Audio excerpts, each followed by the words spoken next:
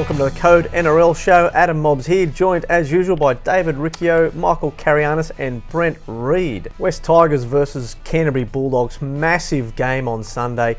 Jarome Luai up against Lachlan Galvin. Massive encounter, but things could have looked a little different, Dave Riccio. Well, they could have, yeah, absolutely. If you guys cast your mind back to November 2023, it was at that point in time that Jarome Luai was also in negotiations with the Bulldogs.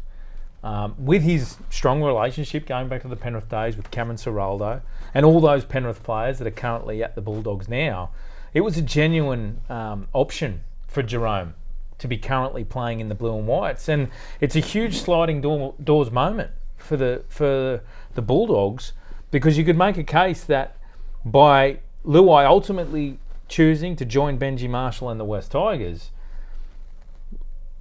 the Bulldogs have been able to recruit in a way that they may not have been able to with a $1.1 million Luai on their books. Ultimately also, would they have chased Lachlan Galvin? No, because Luai would be at the club. So it's funny how things work out. And I suppose the debate goes is who's finished off the better here? Like, who's got the better outcome as far as Luai at the Tigers or the Dogs ultimately waiting for the opportunity to get Galvin?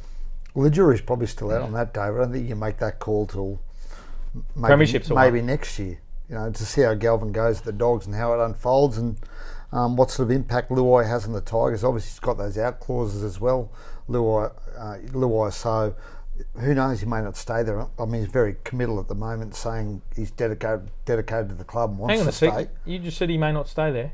Well, he's got options. He's very outspoken, Jerome saying has been I am committed. Absolutely clear he's there for life. Well, I'm not okay. I don't know why you're so pessimistic. I take it back. Jerome Luai will be there for the next 5 years, but I don't think you can truly make a decision on who came out of it better until we see how things unfold over the next couple of years. But obviously, I think the Bulldogs thought they had Luai, didn't they? They were confident, there was some given suggestion that he made a commitment to go to the Bulldogs, right? They were confident given his relationship with Cameron Ciraldo and Stephen Crichton, who were there obviously at the time, and they were bitterly disappointed. I don't even think, did Jarome even call the Bulldogs and tell him he wasn't going? There was a little bit of that I'm aware of. Yeah, there's a little bit of conjecture over that they read that he wasn't going when the news broke that he was going to the Tigers. Yeah. I mean, clearly they wouldn't have signed Galvin if they'd signed Luai. No. They wouldn't have the money to do it, and they wouldn't have had the appetite to do it. But I don't think they're complaining now.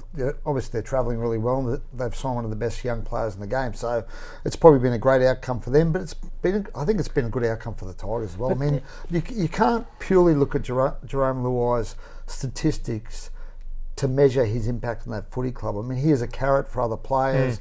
He's a leader at the footy club, and I think, everyone's debating whether Jerome's had the impact they would have hoped on the field of the Tigers, but I think you've got to look at the impact he has off the field as well. And as I said, in terms of leadership, and showing that club is heading in a positive direction.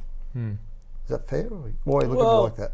You can't ignore his on-field. I'm not saying you ignore it. It's the most. It's not the only thing. It is the most important thing. It's not the only thing. It's the most important thing. But it's not the only thing. Okay, is it the most important thing? Are they a better football team this year with Jarome Luai? Well, that's to be seen as well. Really? Well, I think they've won more games already, haven't they? They're okay, they're a better team. Of course. We're going to go through this debate again, right? They are a better side this year. Yes, they're a better side this year. Yes. Thank you. Of course they are. Okay. Right? They're a better side this year. That's the point, isn't it? Yeah, but Thank you. What's the biggest... Dave was going to argue they aren't. No, I wouldn't say. No, they've definitely improved. Okay. They have definitely improved.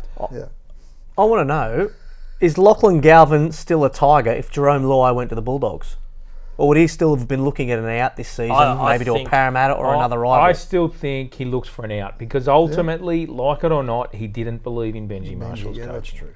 Yeah. And there are people that don't believe it, but I firmly believe he was pretty close, very close, to signing with Parramatta. What about how quickly clubs turn their recruitment plans, you look at Canterbury missing out on Jarome Luai, and they go from a seasoned veteran 5'8" in Jarome Luai, a premiership winner, to a 19-year-old star whom Gus Gould was publicly batting his eyelids at for a number of years. So it's interesting to see the way that clubs are pivoting and moving, and the trying to find that next way to build your roster. I find that absolutely fascinating. I mean, the common denominator there is, obviously, they're both good players, right? I mean, ultimately, that's what you want in your footy club. Doesn't matter whether they're old or young, right? And we haven't seen the best of Lachlan Galvin yet. That's probably, again, a five-year thing, right? But they're both good footy players, and Gus is a smart man. He's got a lot of critics in this joint, but